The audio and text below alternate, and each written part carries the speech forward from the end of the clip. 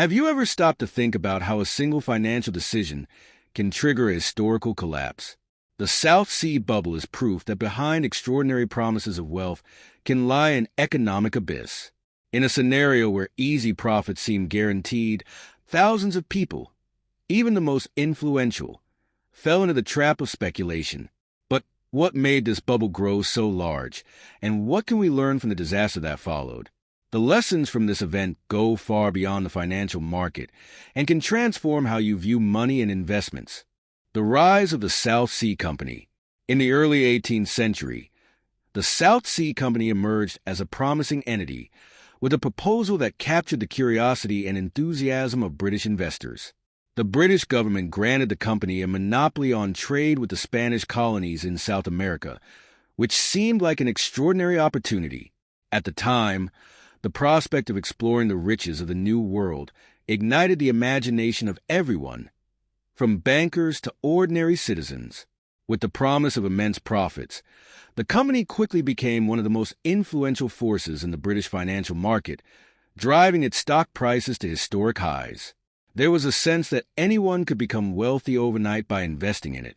This expectation was, of course, fueled by an optimistic yet naive view of the company's true economic potential. The financial market, driven by speculation and fascinating narratives, began to swell. Many people, even without a clear understanding of how the company operated or the actual trading conditions in the South Seas, saw a chance to change their lives overnight. It was not uncommon to overhear conversations in taverns and squares about the incredible profits that were just around the corner. The nature of this phenomenon is fascinating because it reveals how human intelligence can be guided by a combination of desire, faith, and ambition. At that time, being part of this commercial adventure seemed not only an opportunity, but also proof that Britain's financial future was bright and innovative. However, the reality of trading with the Spanish colonies was far different from what was promised. The company faced logistical and political challenges that were never fully disclosed. Although many investors held an optimistic view, the South Sea Company was, in fact, in trouble from the outset. But this mattered little to the throngs of investors who continued to buy shares as if success were guaranteed.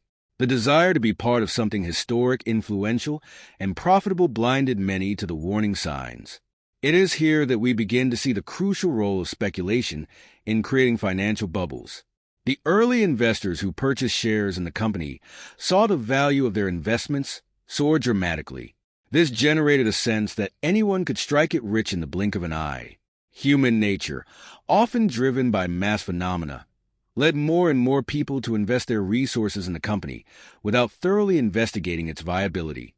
Greed became a social phenomenon, and even individuals considered intelligent and cautious were swept up in the wave of enthusiasm.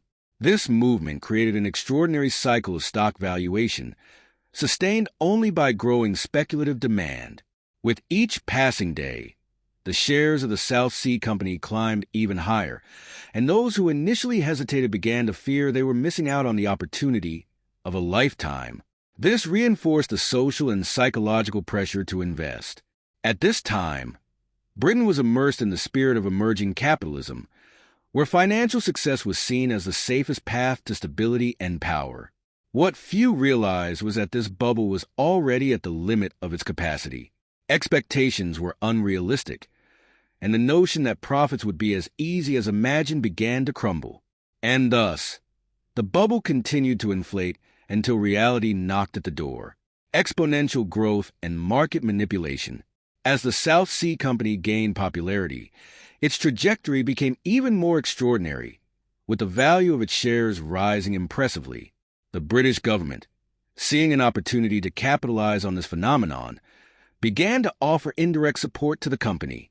In return, the company took on a portion of Britain's public debt, further boosting investor confidence. What initially appeared to be a smart agreement between the government and the private sector soon turned into a blatant manipulation of the market, artificially inflating the value of the shares. This created a vicious cycle in which the belief that profits would be enormous only increased the demand for more shares. The confidence that the government demonstrated in the company attracted an even greater number of investors. Many believed that if the government itself was involved, success was guaranteed. The exponential growth of the shares became an impressive phenomenon, with people from all walks of life buying in. In this context, it was common to see aristocrats, merchants, and even ordinary people mortgaging their possessions to acquire a piece of the incredible wealth being promised. This movement was fueled by natural curiosity and the feeling that something innovative was happening in the economic landscape. However, behind this extraordinary growth lay a game of manipulation. Many who held influential positions within the company or the government began to discreetly sell their own shares, aware that the fundamentals of the company were unsustainable. They knew the bubble was growing to a critical point. Although this information was not public, those closest to the centers of power acted preemptively, securing their profits before the collapse arrived. For most, however, this manipulation was invisible, and collective optimism continued to dominate the market. Those who had not yet entered the game felt they were missing out on a unique opportunity. Another crucial element of this phase was the rise of buying on credit. Many people purchased shares by borrowing money from banks and other financial institutions, betting that future profits would cover their debts. This behavior, in addition to being risky, further inflated the bubble as it introduced more capital into the market, artificially increasing demand. The logic was simple. If the value of the shares was continuously rising, why not bet even more? It was almost as if the market was shrouded in a mystery that only the most influential knew how to unravel, while the public followed blindly. Thus, the British financial market was in an unprecedented frenzy. Even influential figures like Isaac Newton became embroiled in the euphoria, which only served to further legitimize the phenomenon. The shares of the South Sea Company continued to rise, and few imagined that this growth would be unsustainable. It is interesting to observe how, often, the most intelligent and respected individuals can be caught up in the same kind of deception that affects the masses. Newton, for instance, lost a personal fortune when the bubble burst, making it clear that even the brightest minds can fall victim to speculation. The stage was set for an inevitable collapse, but the collective euphoria overshadowed any notion of risk. The burst of the bubble and the widespread panic. By the middle of 1720, the tension that had been building behind the exponential growth of the South Sea Company's shares finally reached its breaking point. The market, which had been inflated by speculation and manipulation, could not sustain its own weight for much longer. The burst of the bubble began subtly, with some mass sell-offs of shares by investors who were alert to the warning signs. However, most people had yet to realize what was coming until a series of sharp declines in share prices brought the truth to light. It was the beginning of a historic financial collapse. As the value of the shares plummeted, panic began to spread like wildfire. Investors, both large and small, who had placed all their hopes and savings in the company now found themselves in despair. The shares, once seen as a quick path to wealth, became a burden no one wanted to carry. Human nature, in the face of crisis, revealed its most desperate side, with crowds trying to sell their shares all at once. But as demand evaporated, prices plummeted, and those who had bought on credit found themselves in an even more precarious position. This collapse triggered a wave of bankruptcies. Bankers, merchants, and ordinary citizens lost everything. Many had mortgaged their properties or invested their life savings in pursuit of promised profits. Now, there was nothing left but unpayable debts.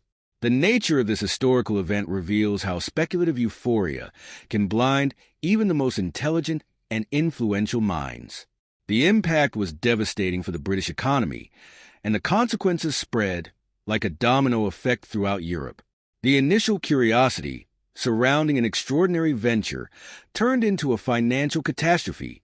However, the panic was not limited to individuals.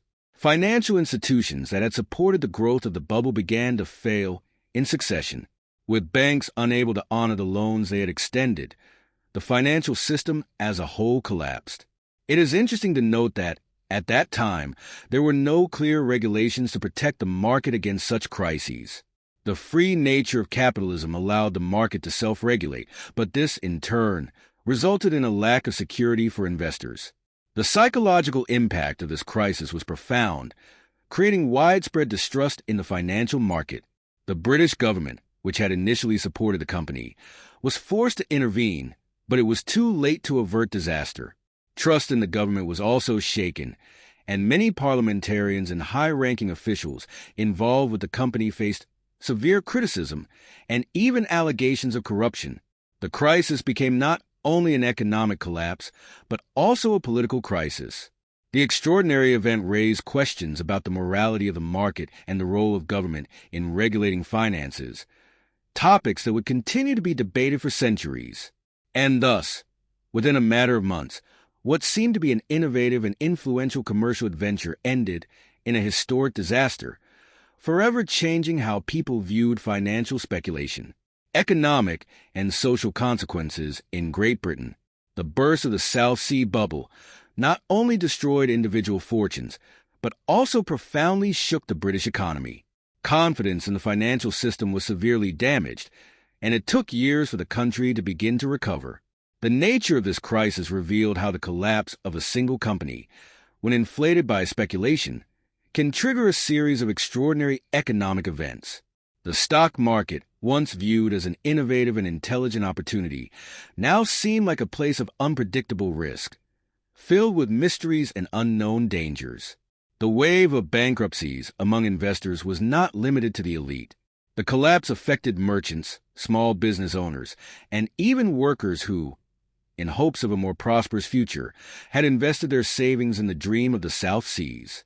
This scenario created a cascading effect in the local economy, where small shops and businesses failed due to the loss of their primary investors. Poverty, which had previously been a distant reality for many, became a tangible possibility. The extraordinary chasm between the optimism of the early decade and the harsh reality of 1720 was a shock to British society. Furthermore, the impact of the bubble on the banking system was devastating. The banks that had lent large sums to investors, who could now not repay their debts, faced their own financial crises. Many of these banks shut their doors, leaving even more people without access to credit and increasing economic chaos. This instability in the financial system highlighted the lack of regulation and the risky nature of engaging in speculation without a clear understanding of the consequences. The market's collapse prompted a deep reflection on the need for greater control and oversight in the financial world. From a social perspective, the South Sea bubble created a significant divide in Britain. Those who managed to escape the collapse by selling their shares before the disaster were viewed with suspicion and even disdain by those who lost everything. There was a sense of betrayal, especially since many of those who emerged unscathed were influential figures from the government and the company.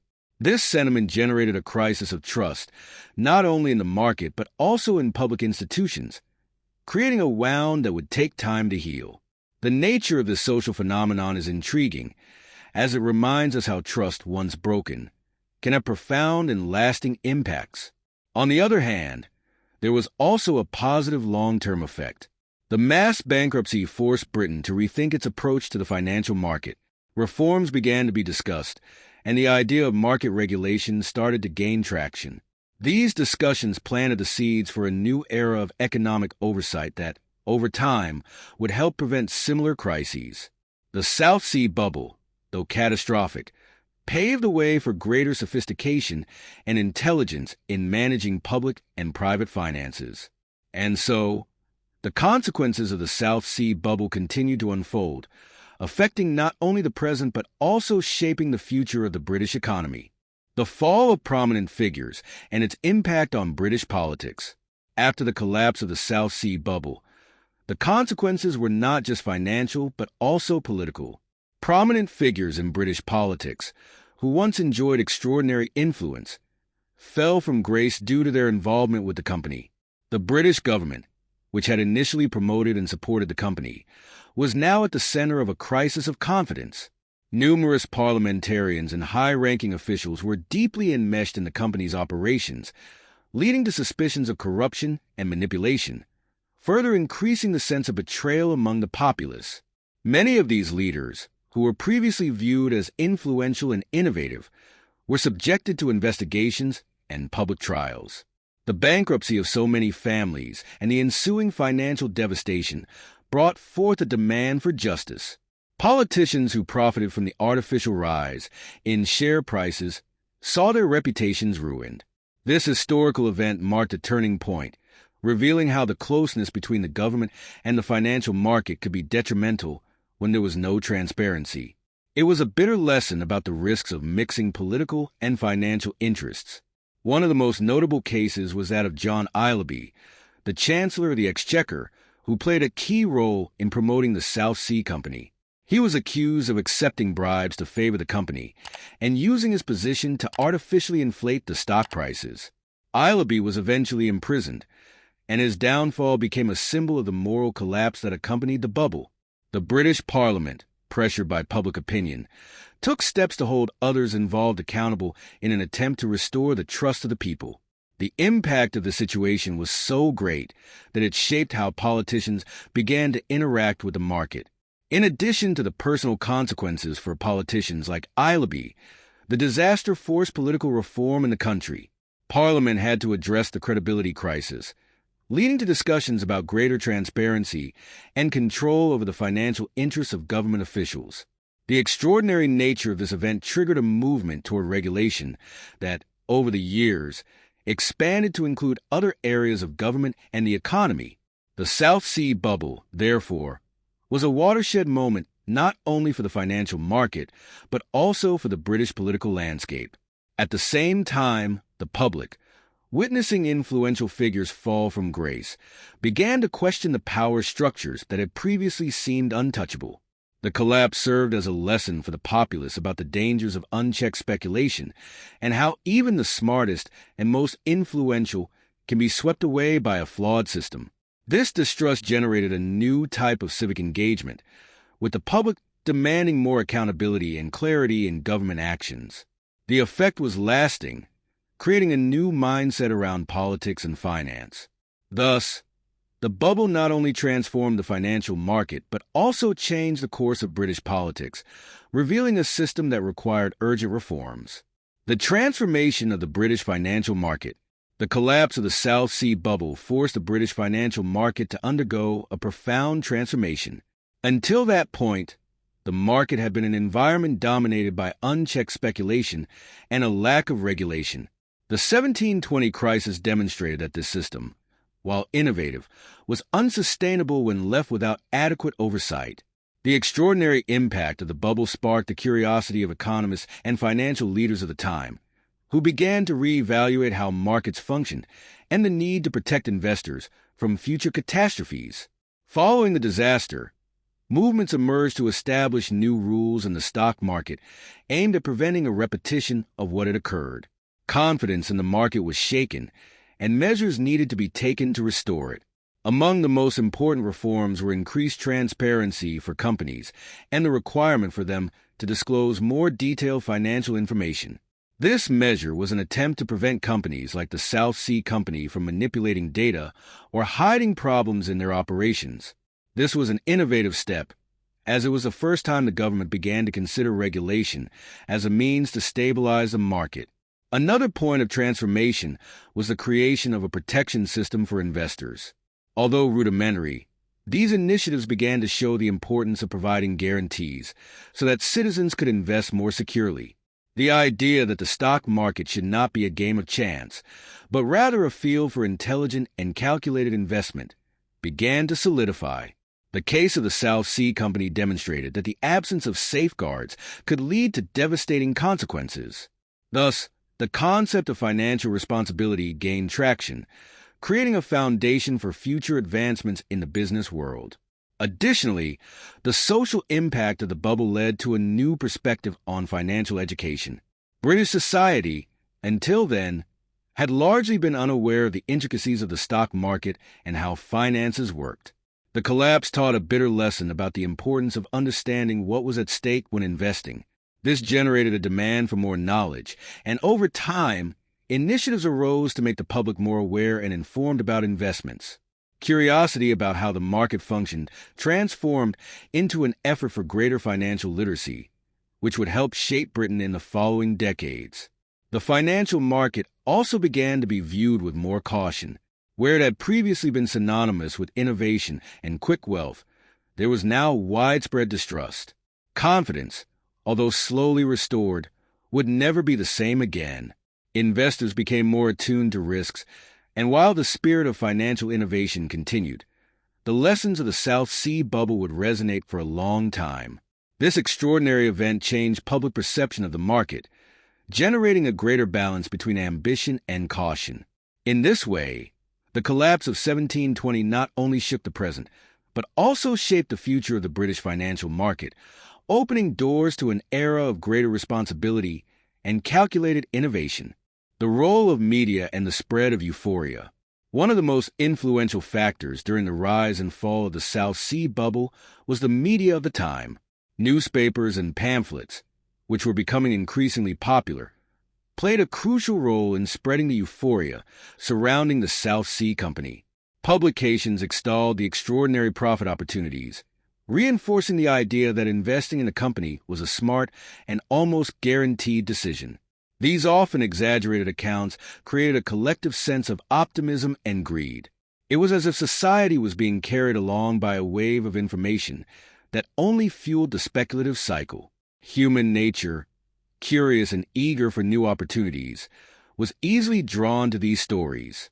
The media, recognizing the mass interest, continued to highlight the success stories of investors who became wealthy overnight. Coverage of these extraordinary cases gave the company an almost mythical image, leading many to believe that wealth was within everyone's reach. There was little room for questioning, and critical voices were few and easily overshadowed by the volume of positive news. This manipulation of the collective narrative demonstrates how media can be an influential force in the business world, both for good and for ill. However, just as the media was responsible for inflating the bubble, it also played a significant role in triggering the panic when things began to crumble. As the value of shares started to fall, the same newspapers that once praised the company began reporting stories of financial ruin. Fear spread rapidly, and what had once been seen as a historic opportunity soon transformed into an impending disaster. The speed at which information circulated, even at that time, heightened the panic and accelerated the rush to sell shares, worsening the situation. The manipulation of the narrative by the media also led many to question the reliability of the information being disseminated. The impact was so profound that, after the collapse, there was a deep reflection on the role of the press in the financial market. Distrust in the media grew, and many realized they had been led to make risky financial decisions based on incomplete or exaggerated information. The South Sea bubble not only shook the economy but also raised questions about the media's responsibility in spreading speculative euphoria. Over time, this crisis helped shape how financial media would be treated in the future. The notion that journalism should be more cautious and responsible in reporting market trends began to gain traction. Although the speculative cycle was driven by many factors, the influence of the media was one of the most powerful catalysts. The public's curiosity about finance and extraordinary opportunities was, in part, fueled by a press that, consciously or unconsciously, amplified the dangers of speculation. Thus, the South Sea bubble not only left lessons for investors, but also for the media, which needed to rethink its role in economic events of such magnitude. Lessons from the South Sea bubble for future investors. The South Sea bubble of 1720 left valuable and timeless lessons for future investors, serving as a classic example of the dangers of unchecked speculation. One of the main lessons is that not everything that appears to be an extraordinary opportunity is, in fact, a secure chance for profit. The euphoria that swept across Britain at the time, driven by curiosity and the desire for quick wealth, illustrates how herd behavior can lead to hasty decisions. When everyone seems to be investing in something, it's natural to feel tempted to follow the flow, but the case of the South Sea Company highlights the importance of maintaining a critical and questioning stance. Another important lesson is the necessity of understanding the fundamentals of any investment. Many investors of that time put their money into the South Sea Company without understanding how trade with the Spanish colonies worked or what real challenges the company faced. Collective enthusiasm blinded many to the real risks. Investing without knowledge is akin to betting in the dark, and the South Sea Bubble is a historical example of how a lack of financial intelligence can lead to catastrophic losses. For any modern investor, this is a clear lesson. Always investigate thoroughly before putting your money at stake. The bubble also teaches about the dangers of leverage and easy credit. During the height of speculation, many people bought shares on credit, betting that the value would continue to rise and that profits would cover their debts. When the market collapsed, these debts became unpayable, leading many to ruin. The use of leverage can amplify gains, but it also significantly increases risks.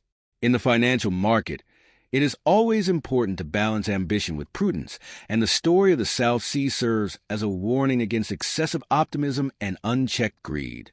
Another notable aspect of this crisis was how influential figures also fell victim to speculation.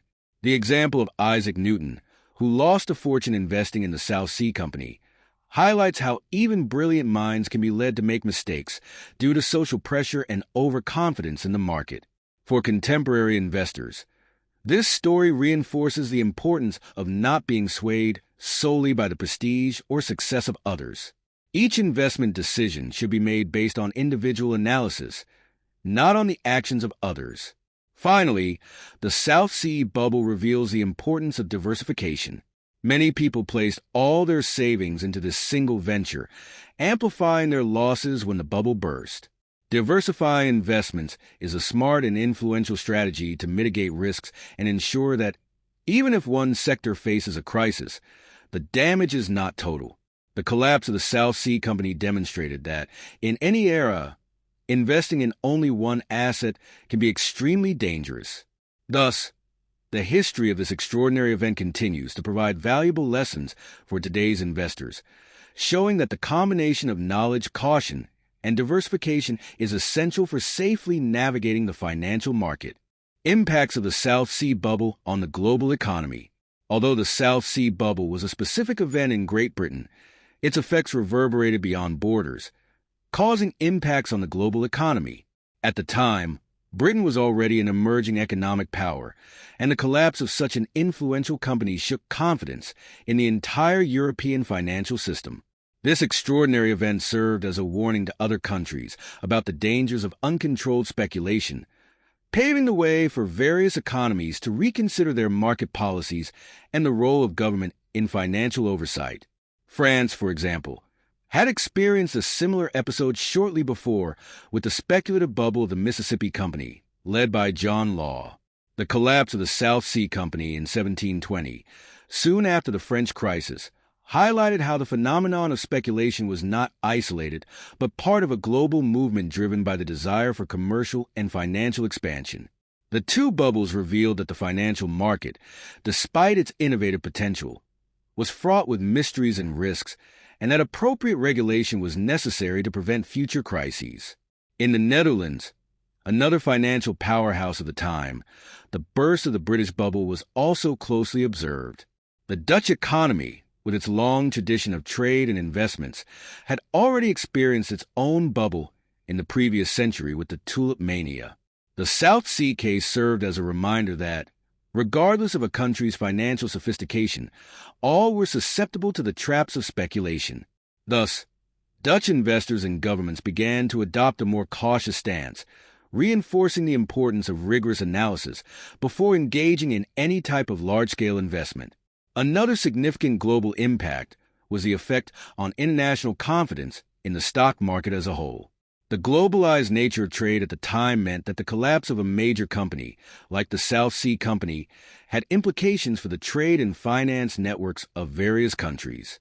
Foreign governments and investors began to question the stability of European companies and the viability of the stock market as a tool for enrichment. This confidence shock led to a slowdown in trade activities between countries, with many opting for a more conservative approach to their investments. Finally, the South Sea Bubble contributed to the formation of a new mindset regarding international financial regulation. While responses vary from country to country, the idea that the market could not be entirely free of regulation began to gain traction. Economies around the world realized that without adequate control mechanisms, similar crises could occur again.